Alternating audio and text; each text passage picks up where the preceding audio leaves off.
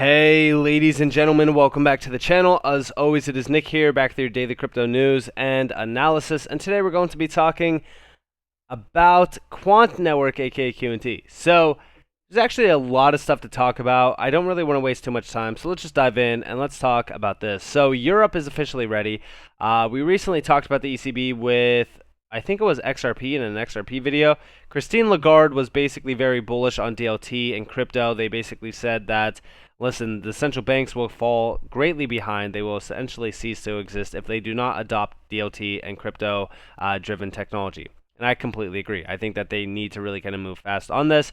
I also think that that is why we are seeing some major moves being made specifically around regulatory frameworks and also adoption of crypto. And we do see here EU seals text of landmark crypto law MiCA fund transfer rules. And yes, this is centered on the markets and crypto assets regulation alongside a further law to reveal the identity of those making crypto payments. They really kind of want to get more KYC, all that kind of stuff. But I think that this is all to really kind of streamline everything. We do see down here the text must be also be formally agreed by lawmakers at the European Parliament and is expected to be gazetted in the EU's official journal in the early part of next year before applying as of 2024. So definitely is something interesting, and I think that we are going to see a lot more movement like this. I think that it's all kind of warming us up to the announcement of the digital euro. I think that all of this is really kind of being streamlined in a very fast way due to the fact that they want to adopt crypto as soon as possible. I think that they are ready. I think that they are more than ready. And yeah, we've definitely been seeing them really kind of move very fast within this area. The ECB is ready. They want their digital euro. The Digital Euro Association is already kind of working on a few things within that area. I'm very excited to see what actually happens next around this area as well. I have been focused on Europe for a while. And yeah, with all that being said, let's kind of move on and let's talk about a few other things too. So shout out to Tokenizer over here. We do see quite the panel at QuarterCon during Inside R3 event recently. I actually almost meant to say Quant instead of Quite, which was very interesting in my mind.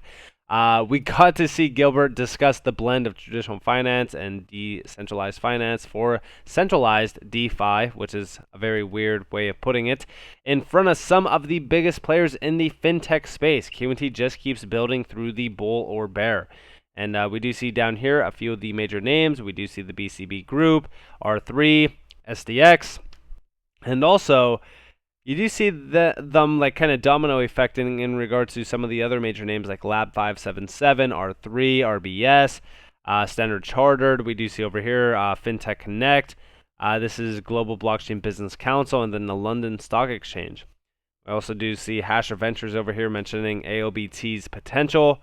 I think that AOBT plays a vital role in almost all of this as well. I think that AOBT is going to be a big player going forward, and I'm very excited to see that kind of morph into reality. Recently, AOBT actually has been breaking out in regards to price action, which is also very exciting to see. And then over here from LacChain, and we actually have a quote tweet from Crypto Nerd actually on this, but this, and we'll get back to that here in a second, but this is LacChain has been selected as the finalist for the Web or 2022 Web3 and Blockchain Transformation Awards.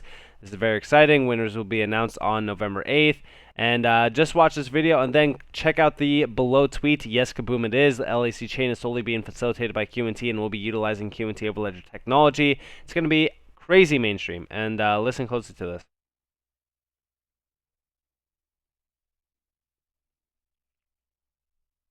One of the biggest things that we're doing is we're actually creating the Latin American dollar, and that's quite exciting. So this is with the Inter-American Development Bank over in Washington. They've created a LacChain consortium, which is the Latin America chain, and they asked us to participate and bring our technology to Latin America. And what that does is it allows us to interconnect the region.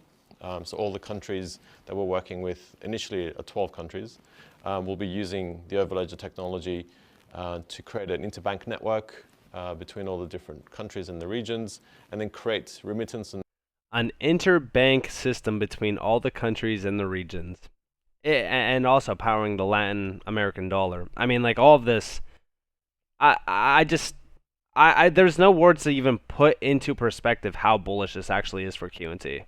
And payment corridors between the US and Latin America. And so what this means is businesses and citizens and people on the ground will be using the Latin American dollar to trade and create commerce, which is a lot more efficient, it's a lot more simple and quicker than what they have today. And we're proud of what we can do and really enable change and make people's lives better over in Latin America. It really is. I mean, like, it's something so special. I really think that this, and by the way, thank you to Crypto Nerd for tagging me in this. We've seen this video in the past. We've discussed this video in the past, but I bring up LacChain quite a bit because I just don't think people actually realize how big of an opportunity this actually is for Quant, as well as for like just as an innovation in general. Like, this is such a huge innovation and an accomplishment that I just don't think people realize the value and the volume of it.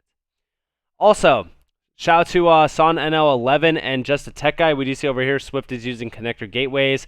I've heard that term before. Would be a plot, or would be quite the plot twist of the century. That whole POC is exactly what QNT has been doing for years, linking private networks Corda and Quorum. The way it's been or being described and envisioned by Gilbert, good to see. And we do see this is actually a quote of this tweet from Just a Tech Guy. I told you CCIP wouldn't be used on the enterprise and permission DLT side. We do see down here DLT gateway interoperability. At first, the Swift community cross-border CBDC payment solution appears as groundbreaking as claimed, but there's a catch. It uses intermediaries. Intermediaries are key cause of today's payment frictions. Might be okay if intermediaries' role is limited though. And we do see over here that this is the full-on breakdown of it. You guys do kind of see the connector gateway. It really kind of just plays a vital role in this entire process. And we do see over here in Overledger 2.1 MDAP, DLT traffic will be distributed across the set of remote connector gateways. This is all through their new mechanism in the Overledger portal. And then over on this next slide, we are here to help and issue digital assets that work seamlessly across any network. We've worked on cross-border payments networks, CBDC projects, and tokenization of funds. And we do see down here, almost all CBDC trials are using DLT API gateways so far. Also very useful for two-tier CBDC model, which yes, most. I mean, I would say almost like all of them. It's like 90% of CBDCs are utilizing DLT API gateways, which plays a vital role in Quant success. I guess 20 years of experience, majority at C-level in banking, gives you some insights on how the world works. Paper on DLT gateways as well from MIT. This is giving symposiums for CBDCs where Swift basically attend to as well, which is very interesting. But yeah, I mean, at the end of the day, we know that interoperability is going to be crucial. And also we do see over here from Just a Tech Guy, probably nothing QNT. And here we have a few insights. Do you think Carney's recent idea about the synthetic hegemony currency is feasible? We do see over here.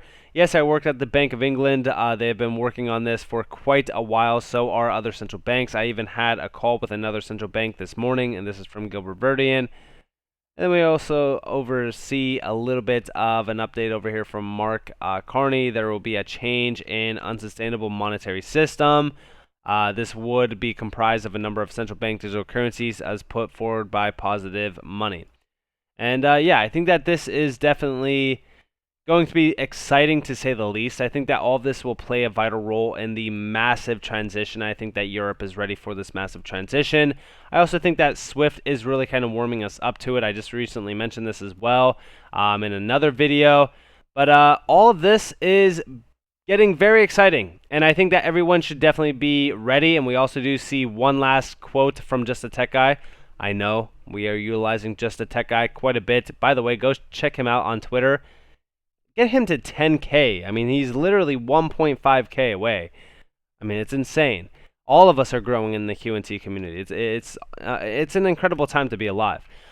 We do see what color is your central banks, and we do see nice work, Gilbert. What do you think about? Love it. I think that this is talking about the Federal Reserve or something like that. Love it. We met with the Fed for a reason earlier this year based on the work we're doing in CBDCs with central banks.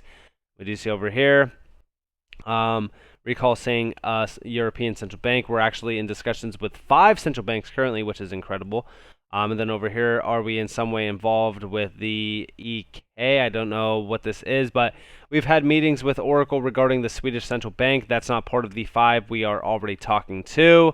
Then over here, Bank of England report released yesterday. I think Overledger is very capable to be the global infrastructure for CBDCs, and I completely agree. I think that it is basically built to be, and I think that's developed to be, and I think that that is what the future holds for Overledger and QNT. So with all of that in mind, I'm going to cut this video here. I think that it's been a little bit over 10 minutes long. I'm trying to shorten these up a little bit, but there's so much information to really kind of go over. But if you guys did enjoy the video, definitely hit that like, subscribe, turn notifications on if you guys want more free content.